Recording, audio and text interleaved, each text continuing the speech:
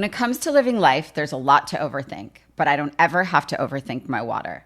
I've been drinking Smart Water for years and truly love its pure, crisp taste. It's vapor distilled through a process inspired by clouds. I love chic branding, and Smart Water's sleek bottle shape makes it the perfect accessory for any day bag, workout tote, or backpack. Smart Water is the smart way to hydrate no matter what you have going on in your life. Life is full of choices. Smart Water is a simple one. Visit drinksmartwater.com to learn more. Hear that? Yeah, that's the sound of you relaxing, because now you're managing diabetes with the Freestyle Libre 3 system. You get to know your glucose levels and where it's headed. Manage your diabetes with more confidence with the Freestyle Libre 3 system. Ready to learn more about the #1 prescribed CGM in the U.S.? Visit freestylelibre.us to learn more. Based on retail sales data for patients' last filled prescription by manufacturer. Refer to the FLAIR NL4 study published in BMJ Open Diabetes Research and Care 2019. Safety info found at freestylelibre.us. I'm Carissa Thompson from Calm Down with Aaron and Carissa. Aaron, you know I love me an Airbnb. One time, in fact, I rented a house right on the beach because I had looked at hotel rates for the hotel right on the beach, and it was astronomical. I got the whole house for the weekend to celebrate my birthday. It was amazing. Chris and my family these days, we are traveling deep. We've got the baby, we've got the dogs, we've got the nanny. We need the space, and that's what Airbnb provides. More rooms, actually a kitchen, bathrooms. It has us covered. It just makes more sense for our life right now in traveling. It's so good. And what else I love, Aaron, about it, they've got this thing called Guest Favorites feature. It's a collection of some of Airbnb's most loved homes based on reviews and reliability. So they take the guesswork out of it, just making it so simple to decide, oh, that's a perfect Airbnb. It's reliable. It's a great review, great location. So check out the places that other people have loved now on Airbnb, especially the Guest Favorites. Woo-woo! Welcome back to Currently with Curateur, where I share my latest style obsessions, all of which you can access through my shopping community, Curateur. Holiday season is officially here, and if you haven't started gift shopping yet, I've got some major incentives. My team and I have created a stylish gift guide that caters to everyone and anyone on your list, from the party planners to the modern mamas and way beyond. On a budget, we've got you covered with favorites for every price point starting at under $25. And while you're there, check out my latest seasonal edit filled with the items I'll be giving as gifts this year. And as a special treat, first-time shoppers can take an additional 20% off our already reduced prices with code HEELS20. That's HEELS 20. So what are you waiting for? Visit curateur.com, that's CURATEUR.com to shop the guide and get glamorous gifts for all.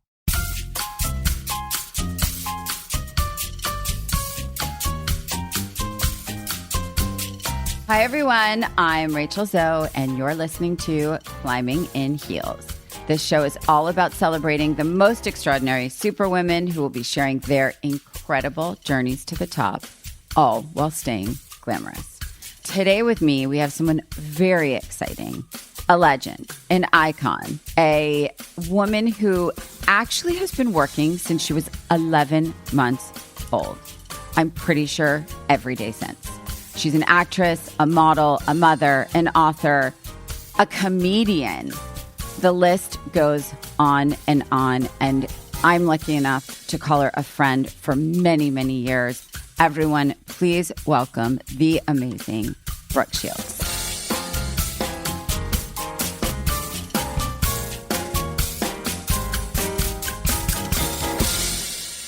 So everyone knows, okay, Brooke Shields. Like, she's like, because people that know you now, right, that meet you later in your life, they're like, well, she's just this amazing force. She's so strong. She's so gorgeous. She's so incredible. She's a mom. She's this, she's that. But you have had a freaking life. Like, I don't even know how else to say it, but you have lived life. I feel like I've lived life. You have lived life. I have known you for probably more than half my life, which is really amazing. And one of the funniest things I remember is the first time I ever worked with you on a shoot.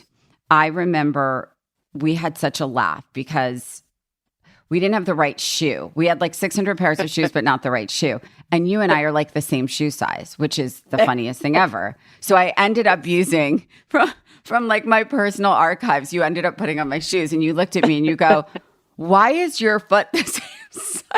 That's mine. And I was like, yeah, this is the hell that I live. I could hold you. like a baby. A friend of mine calls me a Polly Pocket. I'm like, what is a Polly Pocket? I'm like, I used to love Polly Pockets. Well, no, and actually, that was always a big problem, having such small feet and being my size. I've had 4 corrective surgeries. I've got pins. I've got staples. I am held together by titanium. And it's because you try being my size on these little baby feet. It just doesn't make any sense. Love you. I mean, it's hard to like fit your life into, you know, a 30, 40-minute podcast. But I think for me, there's so many things to highlight and talk about you. But I think one of the things I really want to touch on is that you started working basically from birth. I was 11 months old. Yeah.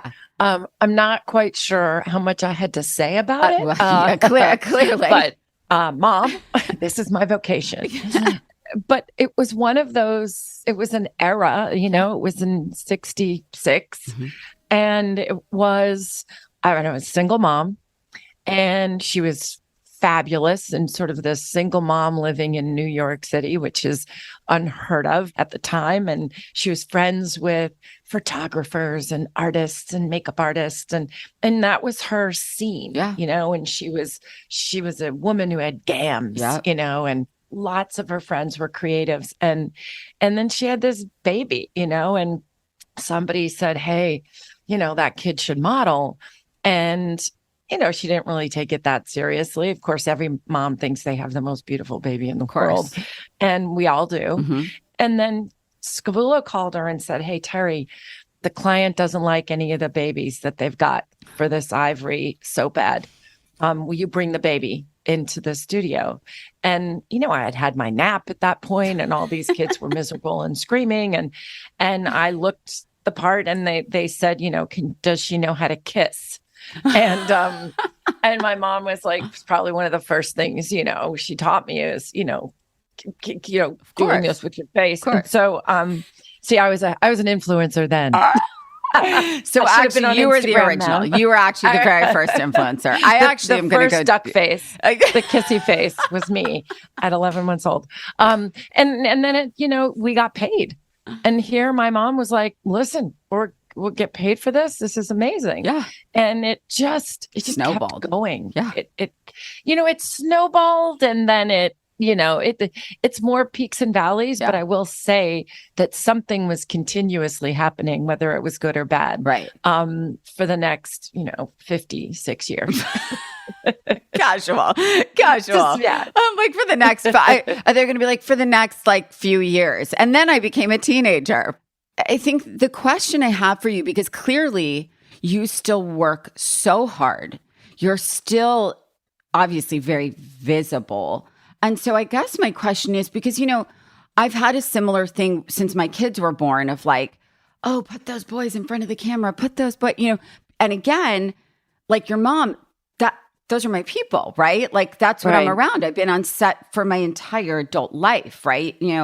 But again, not as a child, as the mom, right? And so I think the question is, so you grew up around it. You probably were just adored beyond.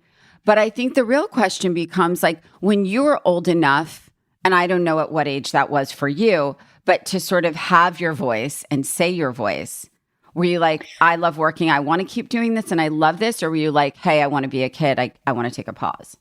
No, it was much more seamless than that. I had so much fun doing it. Yeah. And I went to regular schools. Right. That's what I was going to ask you. Right. It was a sport for me. When other kids were playing soccer or doing whatever, I was going to photo shoots, but it afforded us really fun experiences. Even when I was a little kid, like we would, we would be doing catalogs, it'd be Gimbals or Alexander's or something. And they would put us all in a big Winnebago and we'd go to the Catskills or whatever. And we would have to have fun, in these places, but showing off the clothes. Yeah. And then, we got stuff from it. Right. We got to move to a nicer apartment. Yeah, of course. I got to go to a good school and we bought a Jeep. And so it was all sort of very hand to mouth. But my mom always had me stay in New York. Yeah. Never went to professional children's schools. Yeah. So although it was very visible, it wasn't the primary focus in my life. Which is important. Which was, I think, extremely grounding. Yes. I mean, it wasn't until you talk about having agency or having your own voice. And I mean, I'm ashamed to say, but a lot of it I just recently discovered. I sort of found a lot when I had my kids. Yeah. And then, but being in this industry for so long, you don't have to learn how to have an opinion. Right. As long as you're behaving, it doesn't matter. Sure. It certainly doesn't matter to anybody else. Right, of course. But, you get approved of, so you sort of go like, oh, well, I don't even have to know how I feel about this because everybody likes me and I'm working, doing it, and it's all fine. It's like I said to you that unbelievable day when you went into the abomination that was my closet and you were like, okay. And I was like, well, do you know anybody who can like go through clothes? And you were like, that's what I do. And I remember that. But I said to you, you were like, well, what do you envision? What's your style? And I was stumped. Yeah. I had no answer for you, because that's not what I did. Yeah. I wore my topsiders, my jeans and a t-shirt. Yeah. And I took everything off, put their clothes on, went through the number of poses, put my clothes back on, and that was it. I never cultivated a style. I didn't even know who. All my stuff came from thrift shops before it was cool. So you actually coined the term without knowing it, model off duty. You've heard that, right? I have. It's one of my favorite things because I always use the term model off duty for these superhuman beings, beauties from another planet that just can throw on like a tank and jeans and sneakers and wet hair. But here's what's so interesting. So the way you speak about the model industry, because that's how I grew up in the modeling industry. I was there on set, like kind of screaming a voice for the models. I would sort of be like, she needs a break. Are you hungry? I would like go over with bananas and try and feed them on set, like at a turn, like in between shots. And everyone was like, models love to eat while shooting. They just look so hungry. And I was like, and the photographers were like, she's fine. But what I'm noticing, and I'm so curious to know your thoughts on this, it's so different now in the best way, meaning the girls, do have a voice. And the girls do say a lot, and the girls do, I don't know. That's just like, I feel like now when I look at like Bella and Gigi and so many of these amazing girls, it's almost like they are who they are, and then modeling is their job. Right. Which is really refreshing. It's interesting. Yes, I do have one daughter that is interested in it, and I fought it and kicked and screamed and just didn't, and she finally sort of said, you're not helping me. And I said, it's not that I'm not helping you. It's that the industry is so different now than it was. Mm-hmm. I don't know if I have the bandwidth to protect you the way my mother protected me. Right. And I never did runway. So they're talking about putting you in this show or that show or whatever. And I'm like, to me, it sounds like a nightmare because I just picture models eating cotton balls to lose weight and be full. And I never knew that part of it because I did the editorial. Yep. So I never did the runway. And I mean, have never fit into a sample size or a runway size ever. I mean, my hands are like man hands, I'm the bigger girl. I was always the healthy girl, which is so crazy. And then also it was a lot of my neck up. Right. I was the face of this or that or whatever. Right. So and I said to her, honey, I can try opening a door. I can introduce you to people. I can, an agency is going to take my call. Yes, that's the way I will help you. But we need more understanding about what this industry is first. Mm-hmm. And she said, well, she's like, but you're my mom. I said, don't get that confused. Right. I'm called an icon, whatever the hell it means. It feels like I should be dead. But I'm whatever it is that people say I am. Yes, you are that. And all of that. Okay. And no, you shouldn't be dead.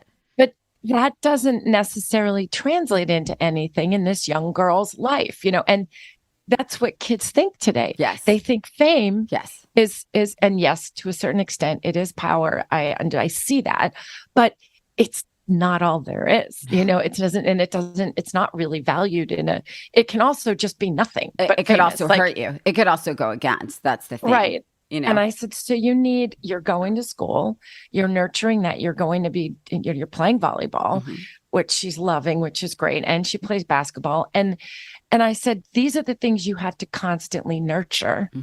All the while, let's try to go forward with this in a healthy way. She's been surprised because, it hurts the boning of this, clothes and dresses sticking into my ribs. And I'm like, okay, so what? Well, I'm tired. Well, I don't care. Nobody cares that you're tired. nobody.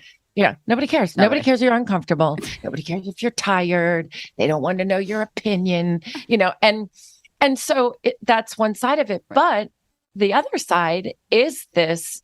Now they have to do B-roll. Now they have to do interviews. Now they have to speak. So much more complex now. And I didn't have to do any of that. I just showed up, looked a Nor certain did they way, want you to. No, they did not want me to have any other personality. But okay, so this is interesting because then you went on to your life, right?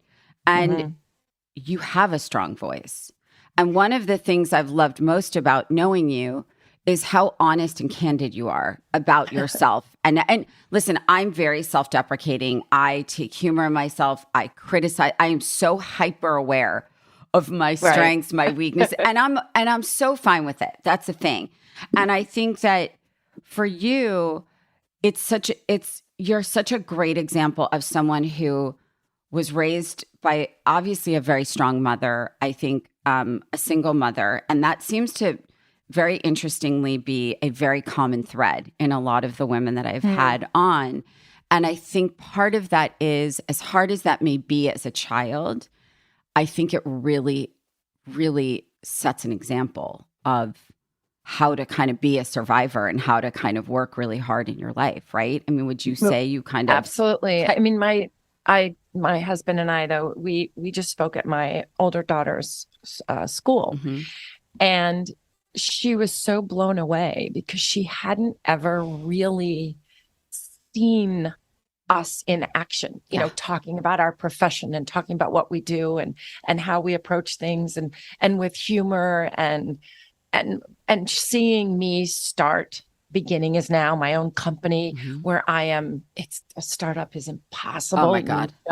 It's terrifying and it's costly and it's all these things and it's a new language, but she's seeing me do something that terrifies me, but I'm doing it. Yeah. And that's for a female, I think it's important, that it's not, unfortunately, we have to hustle all the time. We have to do it. We have to do twice as much. 10x. Because you add, and I know you're a very hands-on mother. And I think that in and of itself, being a CEO of your house is actually the hardest job of all. It's the least appreciated. Especially if you have daughters. And the way I'm one of two daughters. So yes. The way people treat you. I know. You would not accept in any other environment. By the way. If I went on to set and I went to my director, like if the director asked me to do something, I was like, what? I'd be fired. That's true. Wait, it's so funny because a very dear friend of mine, he's a very successful producer, director. And he has four daughters and a wife, happily married. Ooh. And he said, I come home, I get my ass kicked. He's like, I go to work and I'm like the king. He's like, right. Because I'm always like, how do you keep it real? He's like, oh, I don't have any issues keeping it real. I just have to walk into my house and surrender. So but I think that's the best. It's just the best. We wouldn't trade it for anything. Well, another thing my younger daughter said to me, because I was so just so terrified of all this, and she said, Mom, I need you to trust me. She said, you are the most normal, down to earth, famous person that I've ever seen. And I was like, what? And it just, I never thought that she even knew that I was that anyone knew your name besides her. Well, you know what? Yes, it's a weird thing because they're so unimpressed from morning till night that you think, oh, maybe they don't know that like I've done some things in my life, you know? So true. And she's like, Mom, you've taught me. Now you have to let me do what you taught me. Aww. And it blew me away. For her to have that epiphany and for her to say it in that way, I think not only is it a lot for her to say that, but I think it's even more so for you to hear that. And also for you to be like, maybe I'm doing something right. Yeah. Like, you know what I mean? Like those moments you're like, wait, I didn't totally fuck this up. Right. Yeah. I didn't totally, like, they're not going to, well, they'll probably still write a book, but about me. But my older one said to me, you know, she said, Mom, I just love that I can tell you anything and you don't judge me. Yeah. She said, thank you for that. I mean, I'm living off that one for a decade. Hold on to that. Because it's, you know, it's what I try to do. And I said, you know, I have lived in judgment since the time I probably came out of the womb. You know, I'm always the subject of an opinion. Yeah. People have an opinion. They have a lot to say about me. And they feel the need to say it and the press and the whole thing. Right. So it's, you grow up with that. And I said, I don't ever want my daughters to not sort of forage through their own opinions of themselves. Yeah. You know, and that's the hardest thing. It's the hardest thing to do. Okay. I need to talk about this because you've written multiple books. Some people write songs. Some people write books, right? Yeah. Some people just go to therapy. And some people hold it in and then it comes out later. So, but I think that you've just given back so much, I think, to women in general. I think that your candor and ability to talk about things that other people have not been able to talk about, from like postpartum depression, the industry. I mean, I think 70% of my friends have suffered from postpartum and didn't know it, didn't talk about it.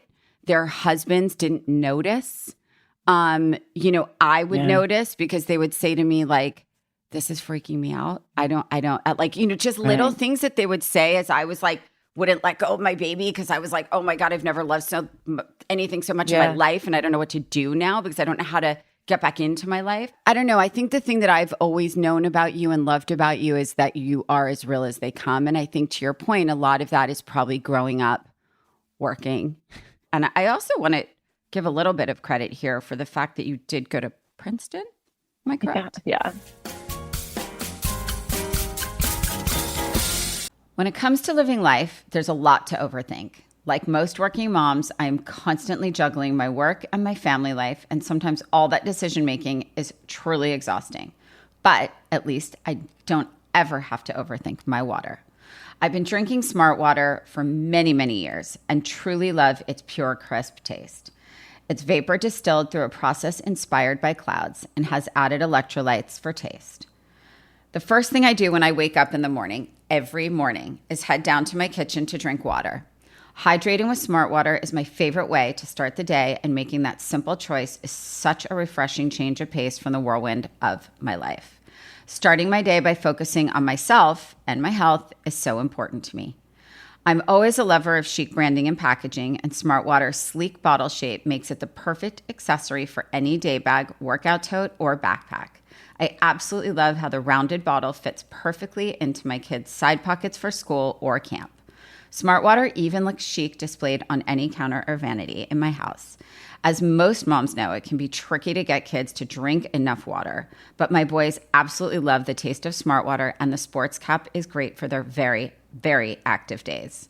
Smart Water is the smart way to hydrate no matter what you have going on in your life. Life is full of choices. Smart Water is a simple one. Visit drinksmartwater.com to learn more. My dad works in B2B marketing, but I never really knew what that meant. Then one day my dad came by my school for career day and told everyone in my class he was a big MQL man. Then he just kept saying things like, the more MQLs, the better, over and over. My friends still laugh at me to this day. I think it means marketing qualified lead. One thing's for sure. I'll be known as the MQL man's kid for the rest of my days. Why couldn't you just be a fireman or a lawyer? Why? You ruined my life, Dad. Not everyone gets B2B, but LinkedIn has the people who do. And with ads on LinkedIn, you'll be able to reach people based on job title, industry, likelihood to buy, and more. Start converting your B2B audience into high-quality leads today. We'll even give you a $100 credit on your next ad campaign. Go to linkedin.com/customer to claim your credit. That's linkedin.com/customer. Terms and conditions apply. LinkedIn, the place to be, to be. AI might be the most important new computer technology ever. It's storming every industry, and literally billions of dollars are being invested. So, buckle up. The problem is that AI needs a lot of speed and processing power. So how do you compete without costs spiraling out of control? It's time to upgrade to the next generation of the cloud, Oracle Cloud Infrastructure, or OCI. OCI is a single platform for your infrastructure, database, application development, and AI needs. OCI has 4 to 8 times the bandwidth of other clouds, offers one consistent price instead of variable regional pricing, and of course, nobody does data better than Oracle. So now you can train your AI models at twice the speed and less than half the cost of other clouds. If you want to do more and spend less, like Uber, 8x8, and Databricks Mosaic, take a free test drive of OCI at oracle.com/strategic. That's oracle.com/strategic. oracle.com/strategic. This episode is sponsored by BetterHelp. The holidays are here, and while this time of year can be wonderful, it can also be a time of enormous stress for so many people. Family time, organizing, hosting, shopping, cooking, and everything else that goes along with the holidays can be so overwhelming. It's so important to take care of yourself and take time to check in with your mental health and well-being. Using BetterHelp is the perfect way to do that without the time commitment or financial commitment of traditional therapy. Therapists are trained to help you figure out the cause of challenging emotions and learn productive coping skills. As the world's largest therapy service, BetterHelp has connected over 3 million people with licensed therapists. It's convenient and accessible anywhere and 100% online. Plus, it's affordable. Just fill out a brief questionnaire to match with a therapist, and if things aren't clicking, you can easily switch to a new therapist at any time. It honestly couldn't be simpler. No waiting rooms, no traffic, no endless searching for the right therapist. Learn more and save 10% off your first month at betterhelp.com/heals. That's BetterHelp, HELP.com/heals, HEELS.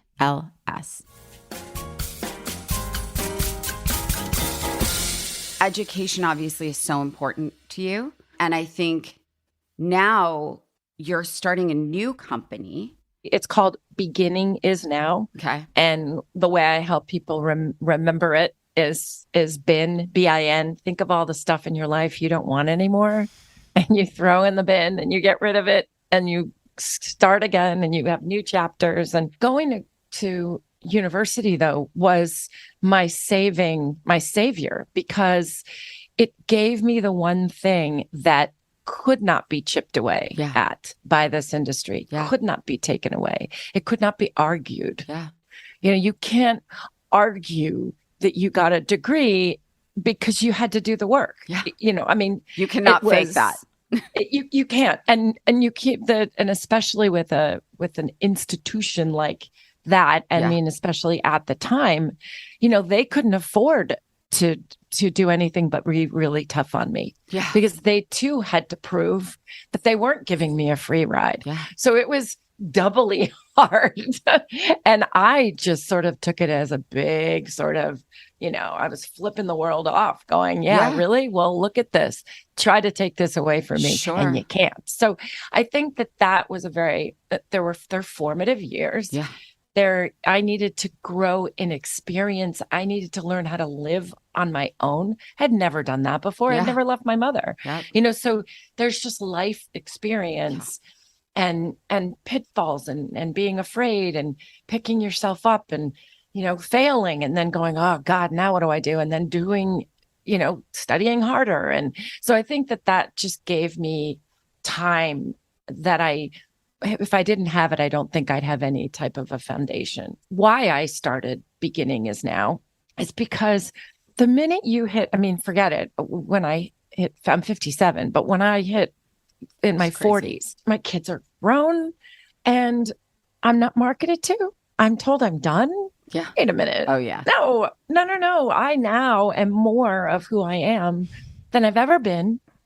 I've raised these kids. I have a healthy relationship.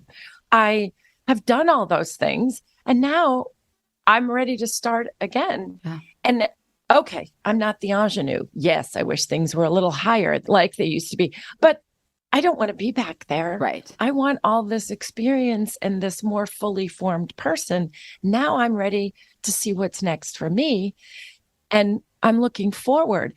And I think it is changing a bit in the industry, but even in the industry, it's sort of the 20 somethings. And then God bless us if I can even be near Helen Mirren, but there's just this huge bracket in the middle that have just, these women are fabulous. Yeah. And I want to change that. I talk to women all the time and they think they're over. They think they're done. Many industries do dictate that. They do. And if they don't say it, you feel it, right? Your value, your currency all of a sudden changes the minute your ovaries aren't, making the population more. I see it around me. And it's the same thing that I noticed with postpartum. It's that you start talking about it and people say, oh my God, yes. Oh, but if you feel that way, oh my God, you can imagine how I feel and we feel. And this community is just built so quickly. And it's a community that wants to tell the truth and talk about this stuff and get excited about the next chapter in our life rather than think, oh, we're all dried up and wrinkly and we've got nothing left to give. And, and so I started Beginning Is Now. And now we're in the process of, going out to get financing, which is a completely devastating endeavor for me. It is. It's not easy. It's honestly one of the biggest challenges of starting a business is actually raising money because you have to get in the room and stare at people and tell them why they have to give you money because this is going to work because. Exactly. And if you've not sold anything yet, they want to know what you've sold. And you're like, no, this is the point. Yeah. I'm here so that I can make something to sell. But I'm doing it and it's all ready. I speak at these conferences now and we do these sort of moderated talks based on all of, what the community is asking for. And it's unbelievably moving to see what community does and how we need each other to lift each other up. Yes. We're not, this is not, there's no catty, petty, anything. This is women really being what women are capable of. 100%. And loving the men in our lives or loving the partners or being, whatever it is, just the positivity of that there's more. Well, I've seen a lot of friends in the industry, to your point, I've seen a lot quit acting. They just quit. Yeah. They said, if I get offered one more role to be somebody's like washed up mother or like divorced, whatever, why can't I be like the lead anymore? Like, why can't I, and enough happened where they stopped. And some of them have gone back for like, if it really made sense for them. But I mean, you're still acting. I sort of am. It's all oh God, I love comedy so much. It's, to me, my dream is to do another, sitcom or another half hour or something, just because it You're makes me so the good happiest. At it. You're so good at it. I love it so much. Thank you. And it's so comfortable for me. Which is so funny. No pun intended, but it's funny that that's comfortable for you because comedy, I think a lot of people don't realize, and I only know it just because I've worked with so many actors and comedians, and being funny is actually the hardest part of acting, in my opinion. I mean, correct me if I'm wrong, but I think it's timing. There's so much of it. Everything. It's so nuanced. And it's interesting because sometimes the broader the comedy, the more nuanced it is. Yeah. And I've seen when I was doing Suddenly Susan, we got great guest stars all the time. And these, actresses and actors would come in that were these brilliant performers. And I was like, wow, they're not getting the They're not getting the beats. Yeah. They're not like, and they're brilliant. Yeah. And and I thought, wow, the choreography of comedy is what I find fascinating. And when you're a second too early, you miss it. It's true. A half a second too late, you miss it. And then when you're on it and it's in the pocket, it's sort of like this otherworldly experience. It's sometimes I won't even remember what I did because you're so in the moment of it. Like good choreography, like a beautiful dance number. You rehearse, and then you have to forget all of it, and just your body has to take over. And I parallel the two often. And just the musicality of comedy, but anyway, I've been lucky enough to sort of enter into this genre of feel good movies, rom-coms, which we need so badly.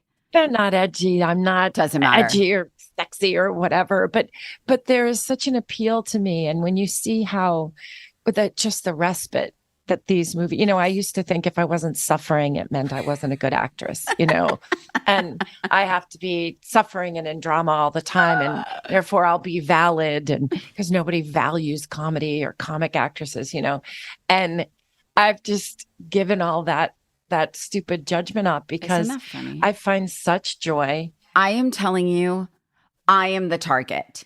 I'm telling you, I cannot and will not watch a movie that does not remove me from life. Life is hard enough, right? Exactly. When we watch a movie or a TV show, why can't we be accepting of the fact we want to remove our brains, have an escape, and just feel really good? And like my husband makes so much fun of me because I watch we just flew to New York and I was watching Made in Manhattan for the 800th time. And I was working while I was watching it. And he was like, seriously? And I'm like, and he had some dark, whatever movie on. And I was that's not going to work for me. Meets Dark Knight, and I'm just no, lose me in Bridgerton, lose me in, let me just go there. Let me just it's a vacation of it's a psychological vacation. And that's exactly right. You don't even have to, they're probably going to get back together in the end. There's probably going to be a dog. I'm mad. I'm mad. I want the happy ending. Dog's probably going to bring the slipper. and there's going to, and you sort of just sit there going okay, but why is this so pleasurable to me? So, as long as I'm, and luckily, I'm working in this sort of, this with a woman I know who is my boss basically at Netflix, and that those are the stories she wants to tell. She wants to tell stories of women over 40 who actually have a life and can be attractive and can have romance and lots can of it, have family and can and that that's been missing. And so it's, I used to be the ingenue and the young one, but there's still more stories to tell. Sure. Thank God. I'm just so, and I'm feel lucky. And I still want to see you. And I don't want you to go away. So, I think you have a lot to say. And I think there's a lot of people that need to hear your voice. And I know you have a podcast coming out called. I do. I don't know if people need to hear my voice, but I do think that there needs to be somebody who is at least telling other people's stories. Yes. I'm not the expert in anything. I'm not going to tell you how to live your life at all. But exactly. And but that's a lot of people think they walk on water, and I'm just treading water, and I've been doing it since I was born. And so literally, but what I have, but what I have, but what I have seen is enough to at least share the experiences, right? And I pitched this podcast because there's stories that I've always been interested in hearing, and it stemmed from something my mom would say to me. I mean, the irony is that I thought she was a genius. Turns out she was just quoting a song, but she let me think she invented the the words, and it's just pick yourself up, dust yourself off, start all over again. Yes. And I was like, she's a genius. And then I heard it like Frank Sinatra or something. And I was like, oh, she let me believe that. Okay. But it is true. What is it that makes people go through experiences and not let them define them? What are the people, anybody, you could take the most successful person in the world. You can take a person no one's ever heard of. They've all failed, fallen, been scared, didn't get that thing, had a loss, had an injury, had something that stopped them in their tracks. And what did they do at that moment? What did they decide? Who did they decide they were? Yeah. And I was in this hospital bed for a month, and we didn't even touch on visit that. me. I broke my femur. It was in a stupid balance thing, and I flew up off of it, and I just went really high and landed just perfectly solidly on my hip, and it broke my femur in two. And this was very recent. Yeah, it's a year now, a little over a year. And I didn't know if I was going to make it. I mean, I literally had multiple blood transfusions, had a staph infection and a blood clot. And it was like one thing after the other. And I mean, I literally thought, oh, this is how it's going to happen. I have this fabulous life. I'm ready to kind of live now on my own, for my own self and whatever. And now I'm going to die because of this. Mm-hmm. And I realized, no, if you are, you're going to go out really fighting as hard as you can. And the first thing you're going to do is learn how to walk. And it was that devastating sort of realization that I thought, there's so much more I'm going to do and so much more I have to do. And I went and I pitched Now What? You read Michelle Obama's book. Yeah. She's got those moments. Yeah. And then and every single person, they'll tell you, I didn't know how I was going to get through this. Yeah. And it's those moments that I find revealing about people and so inspiring. And so that's the podcast called Now What? I think that's incredible. And I think you're 100% right, because it's ironic that we've all had them and not everyone talks about those moments. I think that those are the best. I mean, yes, there are mistakes and, you're ashamed you didn't get into that college. And, I'm in a business that is, you said it. It's about rejection. It's all about rejection, and you get rejected. So, and I think that was interesting because we said this at my daughter's school. Mm-hmm. I said, for every one thing that you get, you've gone rejections 50 times. So it's people only see the successes. By the way, especially on social media, because that's not real, right? Well, it was fine. I just was in Greece for Marie Claire, and you take the beautiful pictures of Santorini and the white and the thing, and then you just sort of pan right.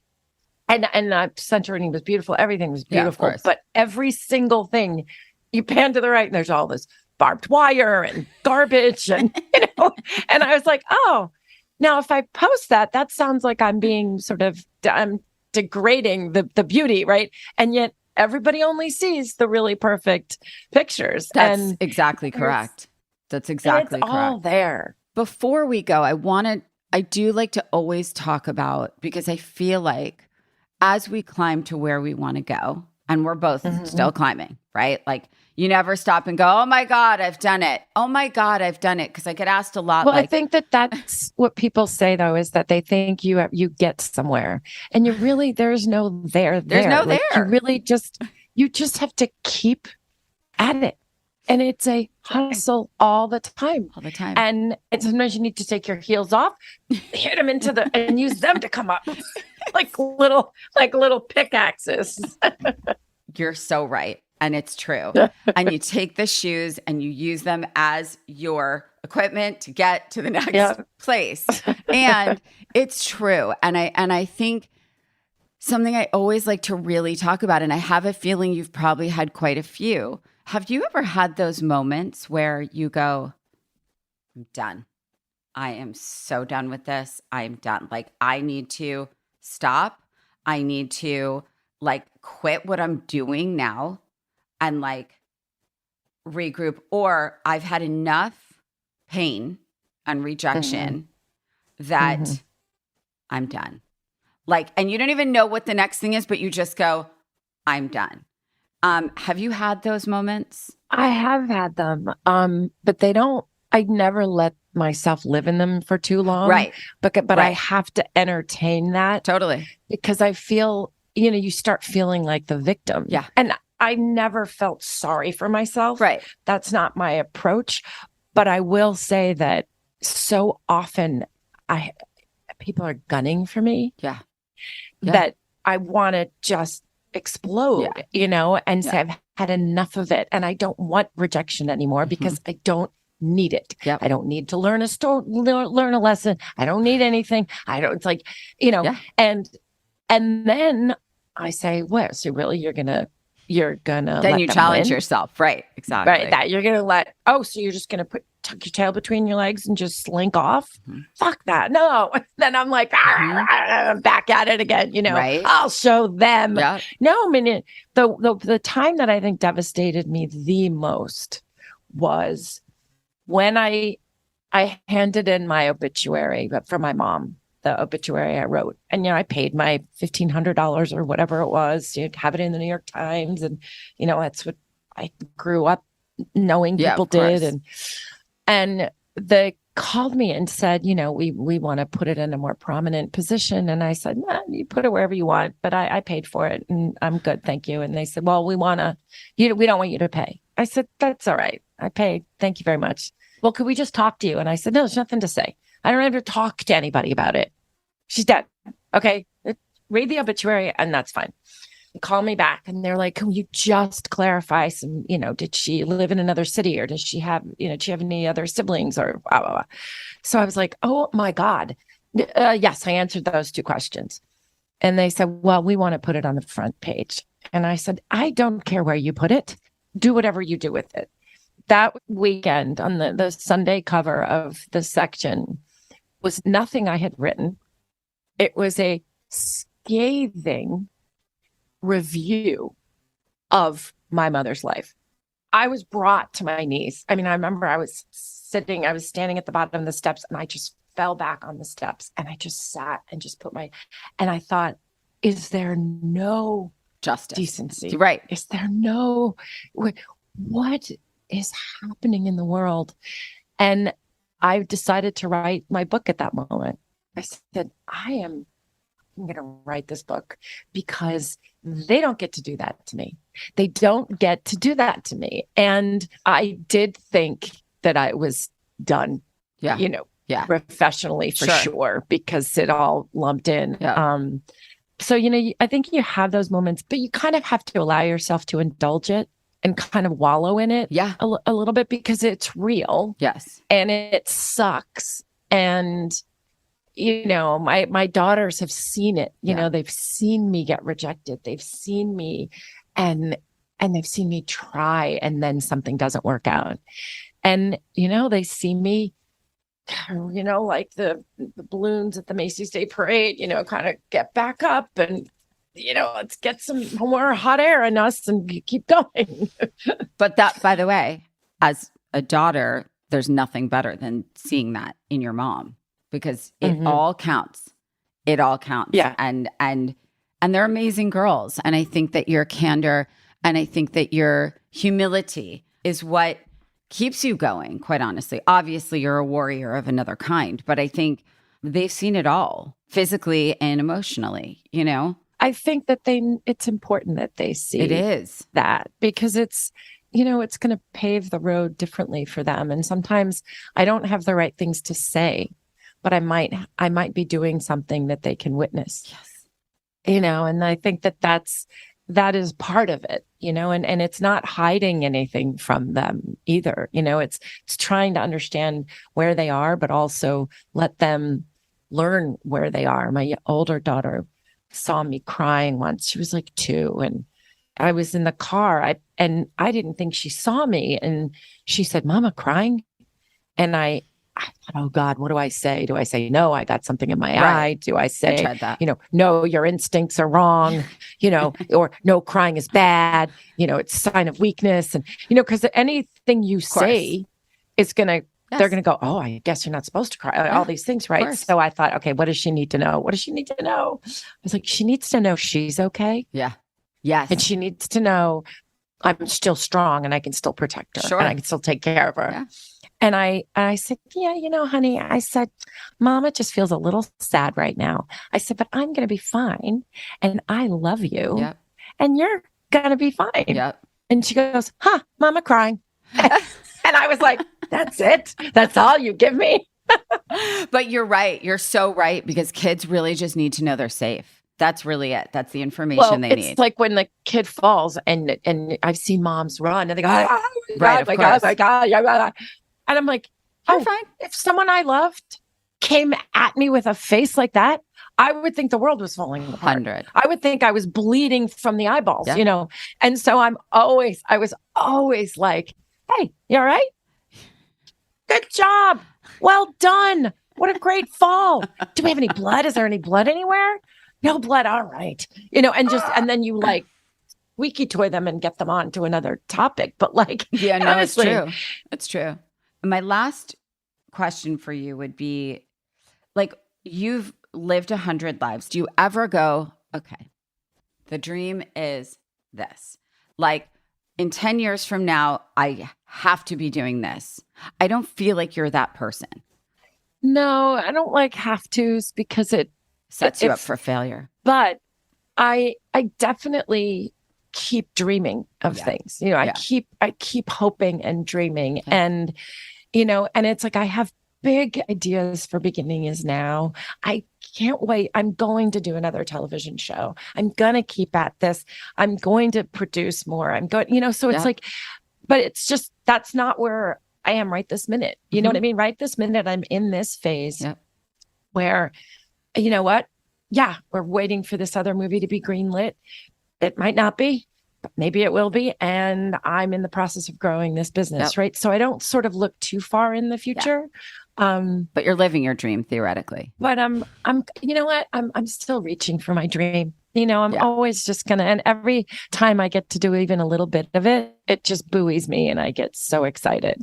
But I know that I have to keep acting and I have to keep doing comedy because it's like medicine to me. Yeah. It's like blood in my veins. And no matter what else I do, whether I'm writing books or I'm doing everything else, it's usually I go to sleep at night and I can't wait for the next character I'm going to play, because that's so in my genes, so it's nice to know that I'm still here. You're still here. You're still wanted very much by many people.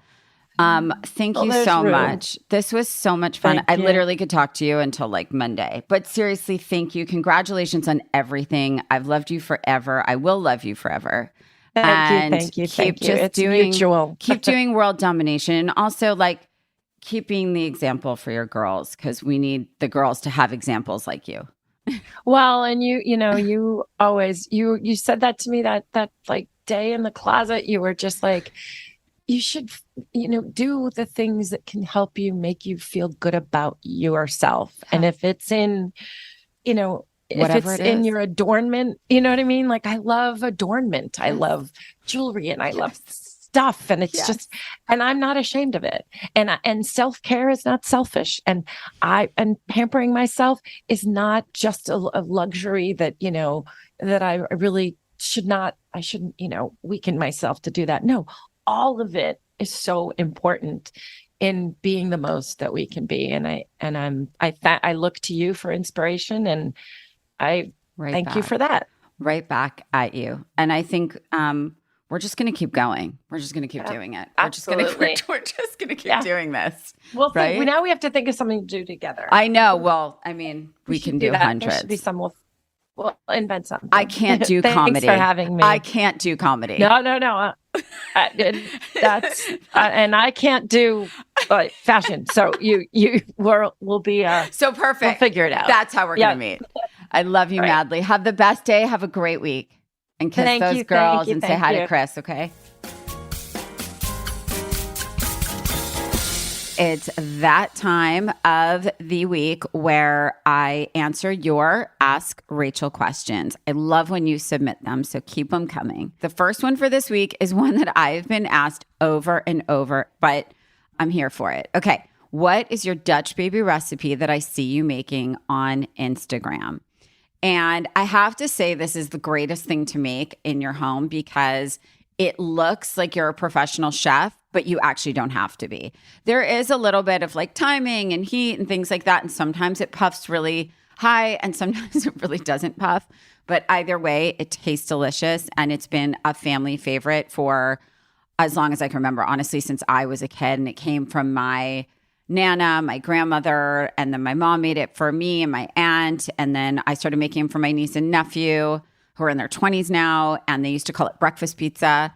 And now my kids just live for it. They beg for it. And it's actually really simple. It's like 3 eggs, half a cup of flour, half a cup of milk, tablespoon of sugar. And you really like mix it all together really well. And then you pour it in a pan in some butter.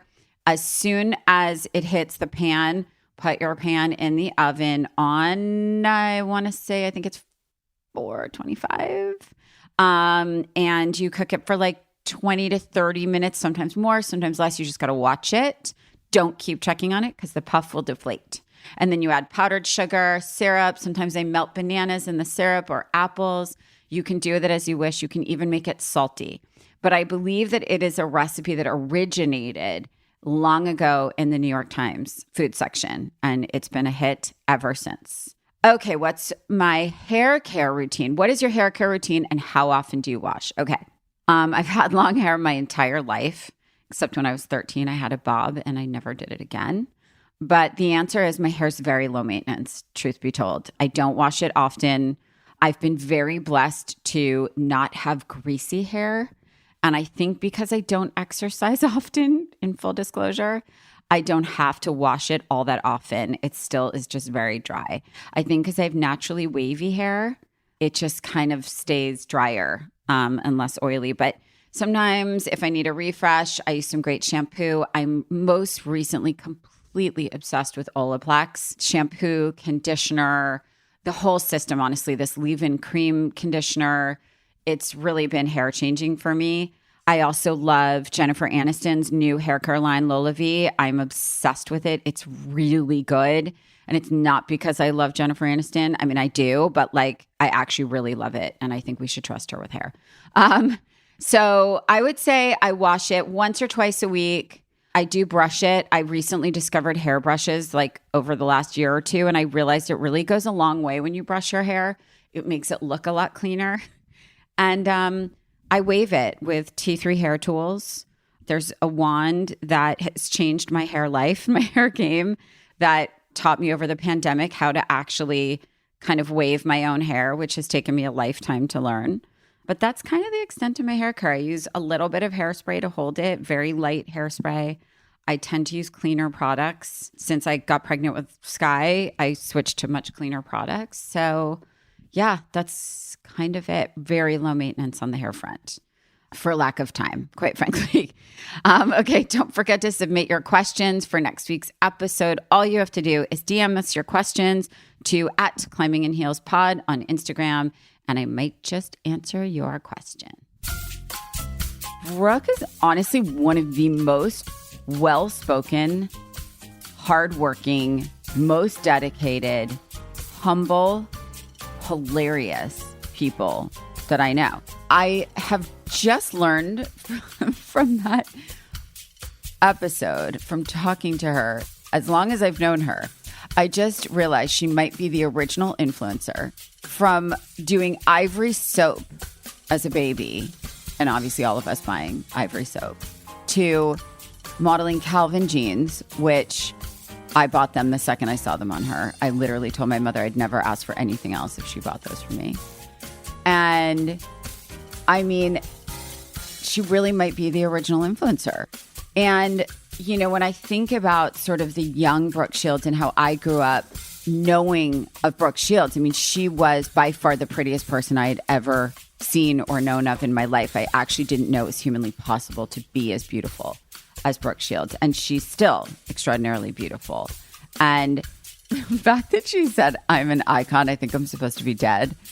I mean, there are so many things that she said in our conversation that I just took so much from it. And something I want to bring up is the common thread of so many women that I've been fortunate enough to have on this podcast were raised by single mothers. And I think I just want to say to the single mothers that listen, you know, my sister's a single mother, and I would just go down to say it's the hardest job out there, being a single parent.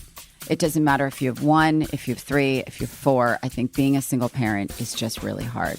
But what I want to say is that as I meet so many incredible women in my life that were raised by single women, there's no doubt that what you do really rubs off on your children and those around you. And I think that the work ethic that they may really struggle with as children really does impact them, and I think make them respect, admire, and want to work and be dedicated to things in their life. And, you know, it just makes you kind of feel like it might be worth it sometimes if you ever question that in the moment. But I do want to say this was one of my favorite episodes, and Brooke is just extraordinary. So I hope you love this one as much as I do. Please check out Brooke's HBO Max movie called Holiday Harmony, and be sure to check out her new podcast, What Now with Brooke Shields. Thank you so much for listening to Climbing in Heels. And please don't forget to write a review wherever you get your podcast, because I love to read them. And while you're at it, follow me on @Rachel Zoe and @Climbing in Heels Pod on Instagram for more updates on upcoming guests, episodes, and all things Curateur. I will talk to you next week. Mwah.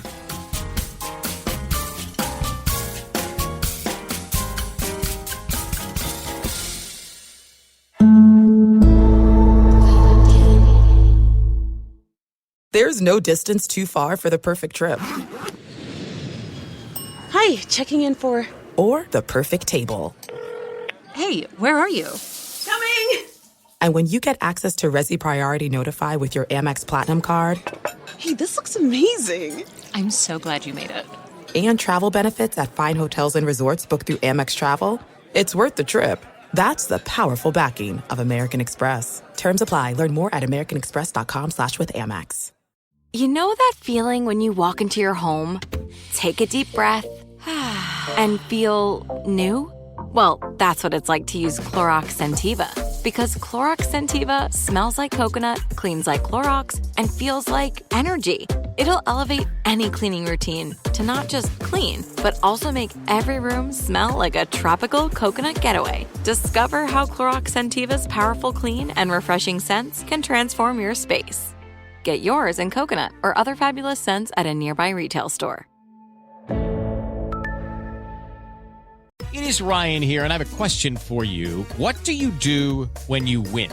Like, are you a fist pumper, a woo-hooer, a hand clapper, a high-fiver? If you want to hone in on those winning moves, check out Chumba Casino. Choose from hundreds of social casino-style games for your chance to redeem serious cash prizes. There are new game releases weekly, plus free daily bonuses. So don't wait. Start having the most fun ever at ChumbaCasino.com. Sponsored by Chumba Casino. No purchase necessary. VGW Group. Void where prohibited by law. 18+. Terms and conditions apply.